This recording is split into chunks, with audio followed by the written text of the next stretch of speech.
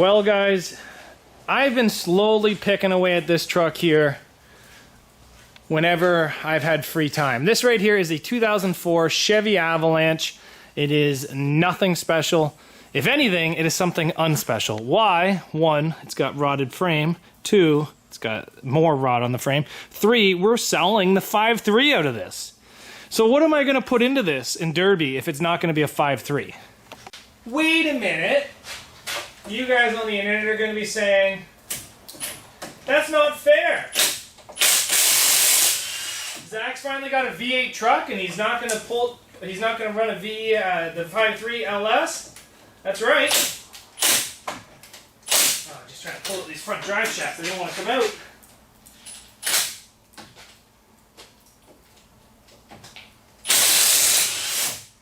And there's a reason why I'm not going to run the 5.3. 1, I don't want all that power. I think a 5.3 is a lot of power, and with great power comes great responsibility. And if you guys know me, I'm not good with responsibilities. So, oh, this smells like gear oil. So, what are we going to put in this? I'm going to let you guys guess what we're going to put in it. There's been all these videos on the internet right now of guys putting K-Series in their Chevys and then taking them to Cletus and cars. So, am I putting a K24 in this? Am I putting a Am I putting a 3.1 Lumina motor? Am I putting a Camry motor in it? Am I putting a V6 in it? Guys, leave your comments down below of what motor you think I'm going to put in this. So the rules are, it must be a V8, and it must be, I'm going to give you a really big hint. Well, it doesn't say it must be a V8. The rules state GM to GM, Ford to Ford, Dodge to Dodge. So that means I can't put a Dodge motor in this, and I can't put a Ford motor in this. But what motor can I put in it? That means I'm stuck with GM products. So I can put the 3.1 in it. I can put a carbureted 350 in this. God damn, I could put a 6.5 diesel in this. I could put a 454. I could put a 572. Again, I'm not going for power here. What do you guys think I'm going to put in this? We're just going to strip this thing down though. So, first things first, front differential has to come out. And then the motor and transmission got to come out, transfer case. I'm going to try to take them all out in one shot. And then we're going to change our attention to getting water in my eyes.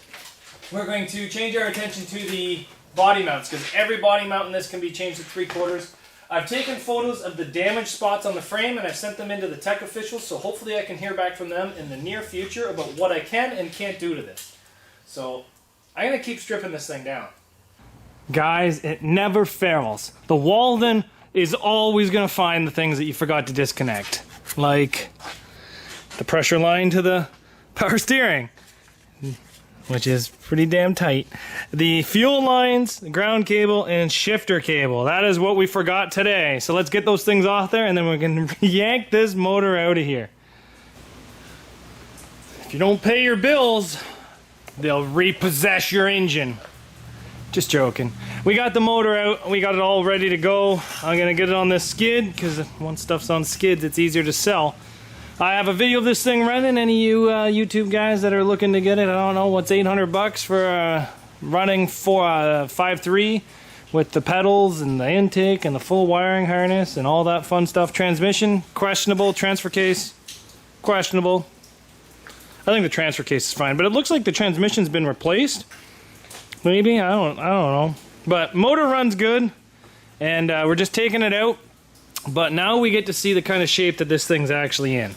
So once we get this thing out of here, then what we're going to do is we're going to start cleaning some stuff up and then go from there. So on the skid, outside, in the rain, in the pouring rain.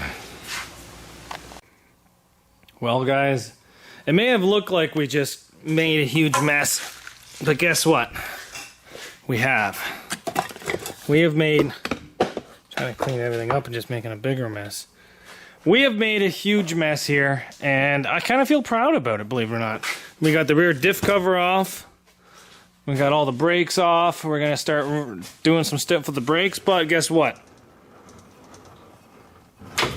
It's got lockers.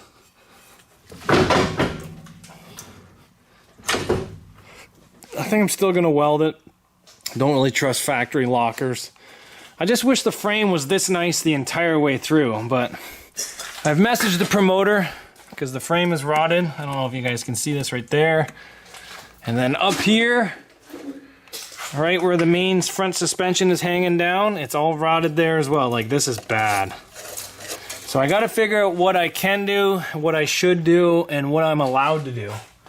Because this side's good. It's not great, but it's better than that fucking piece of shit. Anyway, so then we got the whole transmission tunnel out. So tomorrow we're gonna come in here, gonna remove the fuel lines, the brake lines, most of this wiring down here, all of this fun stuff. Probably pull out the rear drive shaft, get rid of all this stuff back here that we don't need, make a bigger mess. But that's where we ended up today. Today's been a long day. I felt a little off all day out here working on this today. I don't really know why. But I put, between this one and finishing off the van today, I think I put 8 hours into my builds. So I'm putting the time in, it's just, wasn't feeling it today. But have you guys thought of what engine I'm going to be putting in this? I'm not going to tell you yet. I'm really not. But I gave you all the hints. Leave your comments down below on what engine you guys think I'm gonna put into this, because you guys gotta figure it out. Can't tell you. I did find a gentleman that had a used set of headers, so I believe I'm picking them up in Barrie, Ontario at that demolition derby. Not really sure. Yeah. Been contacting a couple people, seeing if I can get the computer tuned and a standalone harness built, because that would be really nice. Like, really nice to have a standalone harness for this. I do not want to have to build my own harness, but I think I'm going to have to. I've been searching around the internet and I haven't been able to find anybody that builds a harness for this engine. Not giving it away, but leave your comments down below if you guys think you know what engine I want to put in this. So thanks for watching, guys.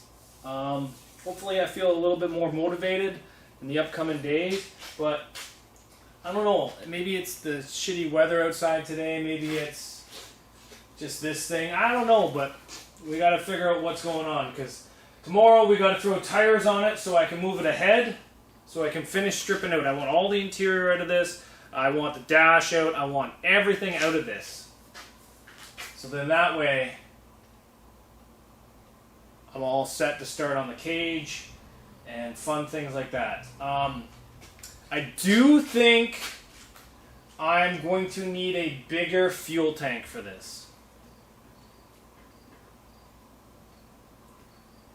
If the tuning goes the way I want it to go, I think this thing's going to go through a lot of fuel.